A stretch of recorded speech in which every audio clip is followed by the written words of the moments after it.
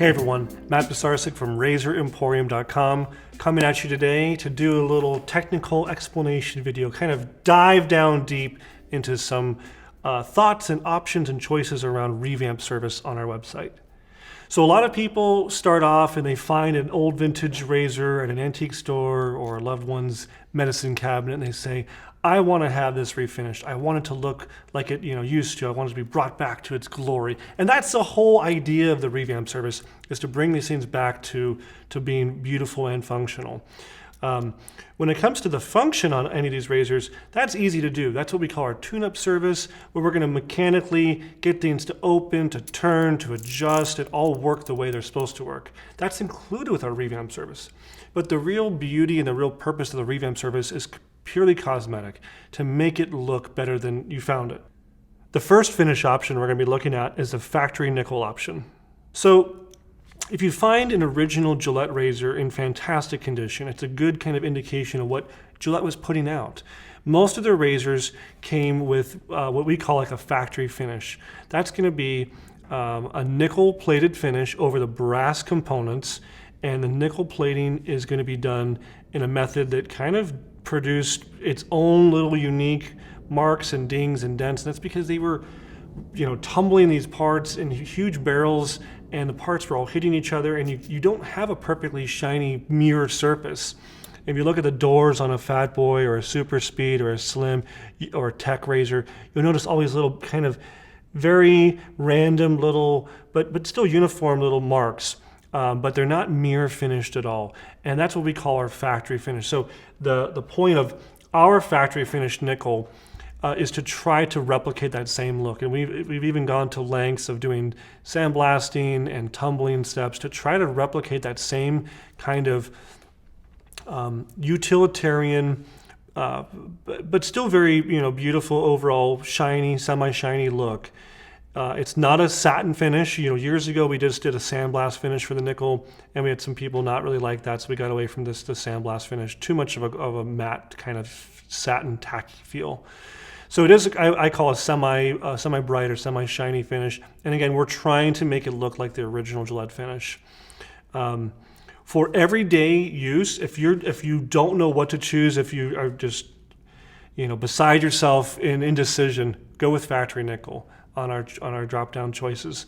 For the first reason, it's going to be the most kind of general, durable overall finish. It's also the cheapest finish we offer. And if it's not some fancy razor, if it's a Tech razor or something, Super Speed, nickel is going to look fantastic. If you have a nickel allergy, I've heard this, people say, oh, I can't get nickel finish, I have a nickel allergy. I'm not a dermatologist, I'm not a doctor. I don't play one on TV either, but I can tell you that the nickel plating touching your face for a microsecond probably won't be a source of irritation. Usually people with nickel allergies are ones who have a wristband or watch or jewelry or necklace or earrings, and it's touching their skin for hours and hours and hours, and it's mixing with your sweat, and that's what's an irritation source. If you're getting irritation and you have a nickel-plated razor, chances are the irritation is coming from another component in your shaving routine, and you should look into that. Your brush, your soap, your aftershave, whatever. So don't worry about nickel necessarily with a plated finish option. So that's our factory finish. Then we have our premium finish. At the moment we are offering 24 karat gold and rhodium. In the past we've had rose gold, we've had silver, and those may be options again in the future, but at the current moment, the shooting of today's video, it's 24 karat gold and rhodium. And when we say premium finish, what do we mean? Well, some people think that the shininess from a surface comes from the metal that we're plating in. That if we're plating in 24 karat gold, we're dipping this into a liquefied bath of gold or a liquefied bath of rhodium, and it's just glistening off the surface and it's just dripping rhodium and it dries or something. That couldn't be further from the truth. That's not how plating works at all. The only way to make these surfaces look shiny like this, where they have this just really nice near mirror finish, really super bright, shiny, clean look, is all the polishing and sanding and refinishing work before plating. The magic happens before plating. So they have nothing to do with the plating process. We are going to sit and take these all apart, and every component is going to be in someone's hands and in front of a polishing wheel, and we're going to be getting that real clean, near mirror finish all by hand. And that's a lot of the price point difference between the factory finish and the premium finishes, is how much labor goes into it. And it's done one piece at a time, and each part takes several minutes. And so you look at an entire assembly, this has got 13 pieces, it's going to maybe take a half an hour for that one razor to be done by hand. And I keep on saying near mirror because, again, years ago we used to say mirror finish, and then customers expected that every single surface was supposed to be a mirror that they could see themselves in, and that just couldn't be further from the truth. These razor finishes are trying to go after, the same kind of finishing Gillette did on their premium razors. That'd be things like the Aristocrat, the Diplomat, the Toggle, razors, executive, that were higher price points, and Gillette did these additional finish options. So they always kind of started with the same kind of factory finish, but then on things like the outside of the doors, the end caps, the top of the T-bar, the dial, all these areas we're going to get kind of high polished. And that's what we're doing. We're trying to, again, replicate exactly what Gillette did. And that's why we played in 24 karat gold. We played in rhodium. Rhodium was featured for only, I think, 1 or 2 US models. A lot of British models, but these are Gillette finish options. 24 karat gold everyone's pretty familiar with that. We do a process that involves cobalt as a hardener, so it is a very durable 24 karat gold.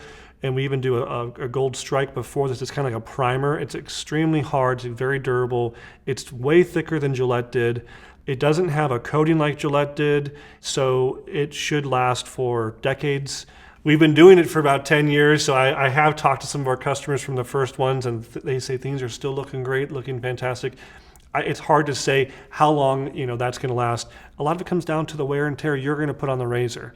So if you are leaving the blade inside of it and not cleaning it, it probably won't last as long as somebody who's faithfully taking the blade out every time and cleaning it and keeping it in top shape. So wear and tear is most of the wear and tear on plating. In terms of the rhodium is a really hard white platinum level group metal. So it's in the same group as like silver and platinum and rhodium and other things. And it doesn't react with oxygen. Its big claim to fame is that it won't tarnish. Now gold doesn't tarnish either, which is really cool. Nickel will. So if you look at an old Fat Boy or an old Super Speed, it's kind of more smoky gray, kind of look dull gray. That's tarnish. It's nickel oxide, right? It reacts with oxygen. Rhodium doesn't do that. So it should always look really, really bright and clean. It's very hard. It's also precious metal. It doesn't even come from planet Earth. It comes from asteroid impacts on our Earth from millennia ago. But it's a very, very cool metal. Underneath the gold and the rhodium is actually nickel. That's part of the plating process. It's like a layer cake, right? So even if your rhodium wears through or your gold wears through, you have peace of mind. There's at least a coating of nickel underneath that. But if you're someone who likes super shiny, super bright, sparkly things, rhodium or the gold are good for you. If you're someone who likes more of an everyday kind of finish, more of a satin or semi-bright finish that it maybe will be more appropriate for travel, or if you're a little bit harder on things, nickel. I always tell people the analogy of like a car. You go to the car dealership and you get a brand new black car, you see every speck of dust on it, right? That's how rhodium or gold are going to be. They're beautiful, they're shiny, but you will notice flaws with them. If it gets a scratch, if you drop it on the sink and gets a ding and dent, you'll notice it more than the semi-bright factory nickel finish that we do on our nickel. So it requires some more care. But with everything nice takes more care, right? And speaking of care, the best way to take care of any of these finishes is with an old toothbrush, some dish detergent, and some hot water in the sink. You don't need metal polishes. You don't need special metal cleaners. Don't use any of those. Most of what you're seeing is going to be soap scum. So you're shaving and you're getting lather all over it and then it dries on it. So that detergent actually works to break off the soap scum and reveal the nice, clean, sparkly metal underneath. If you do want to use a polishing product, every one of our revamps goes home with this, and you can also purchase it on our website for $5. It is not a sunglass, cloth that you get to just kind of take away smudges. This actually does have a polishing compound embedded in the fabric, and it's safe on any plated object or any object that's solid metal. And you can, if you have a smudge or something that's just not coming off, or a water stain, let's say you got it wet and you didn't dry and there's now a water stain, this is your tool. Or if you do start seeing tarnish pop up on a vintage razor, this is a great tool. Avoid any kind of metal polishes. People all the time, well, I'm using a gold polish. Well, that was meant for like a gold wedding band that's solid gold. Plated gold does not like polishes. Even this, if you sat there for 5 minutes and just rubbed this back and forth on the door, you'll probably go through the gold because it is a polishing compound. And so, wiping it down like this is fantastic. We do this all the time. When I'm checking a razor out and it's ready to go home to the customer, I give it a final look over. I'm looking for any flaws in our work or any damage it underwent during assembly or whatever. And I always use this as a quick little tool to make sure, is that a watermark or a smudge or is that a scratch? So it's a great tool right here. Another great tool that we offer, only after popular demand, I thought everyone had access to mineral oil, is just mineral oil. So I always mention using a clear, food-safe lubricant on your razors. Now, Gillette didn't lubricate these razors from the factory. They usually actually get their lubricant from just soap scum working its way down through the mechanism and kind of, softening up all the metal-to-metal contact. But one comment we get when people get these back from us is, it's squeaky now, it's making noise. And I say, well, it's completely metal on metal. There's nothing inside. So you can do a little drop here and there. I'll show you guys. I'll actually grab the vintage one here just to show you. If I was to lubricate this, like an adjustable, the 3 places I would hit would be 1 or 2 drops right down the center bar, and just kind of work the center bar up and down. Just work that down inside. I would do the adjuster above and below. It's fine. And again, I'd work that back and forth, wipe off my excess, okay? And the last place I would hit would be the seam on the TTO knob. Right where the TTO knob meets the handle, again, work it there. Those are the highest points of friction, and that's usually where things are gonna get bound up. If for bonus points, you could always put another one down in here just for these threads that your center bar travels on, but I think putting it there, it ends up working in there anyways. But that's all you need, is you could do a couple little drops of mineral oil. And how frequently? Maybe, once, two times, 3 times a year. You don't need to do it all the time. But that's what I wanted to talk to you guys about.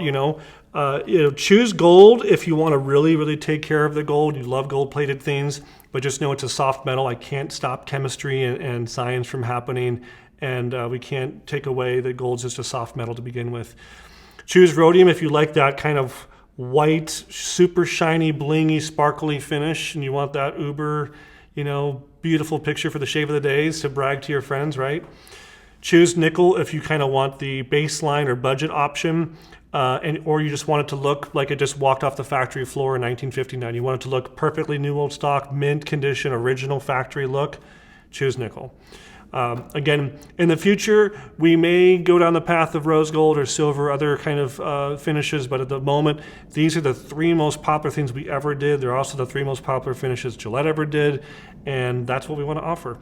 I hope today's video has been helpful for picking out what finish is best for your razor. We always welcome questions. You can always send us a picture of your razor to help@razoremporium.com if you have further questions. But between the tools we offer and the resources on our website, I think you are able to make that decision now. So thank you so much for watching our video, and we look forward to helping you out with all things vintage shaving. Thanks, guys.